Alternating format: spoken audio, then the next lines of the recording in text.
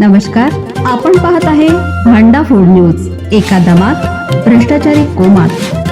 Social media, कर्जबाजारी, गुन्हेगारी, सट्टेबाजी, चोरी, मटका, जुगार, दारू, सावकारशाही, न्यायाच्या प्रतीक्षेत प्रशासन.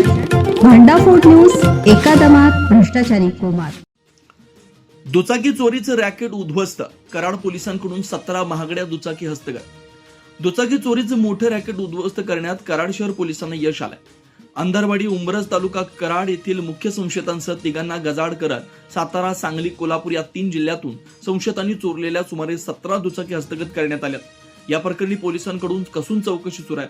आणखी काही गुन्हे उघडकीस येण्याची शक्यता वर्तवण्यात येते. गणेश उर्फ अभिषेक दादासो शितोळे वय 21, विशाल दादासो शितोळे आणि सुनील संभाजी शेजवाळ अशी संशयितांची नावं आहेत.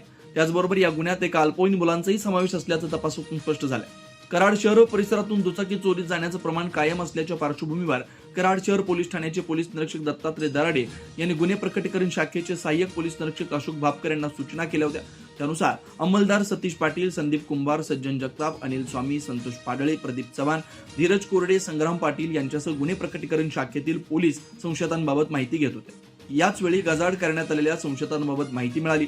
उपलब्ध माहितीची सत्यता पडताळल्यानंतर पोलीस उपअधीक्षक राजेश्री पाटील, पोलीस निरीक्षक दत्तात्रय कोरडे यांच्या नेतृत्वाखाली गुन्हे प्रकटीकरण शाखेने सापळा रचत संशयितांना ताब्यात घेतलंय.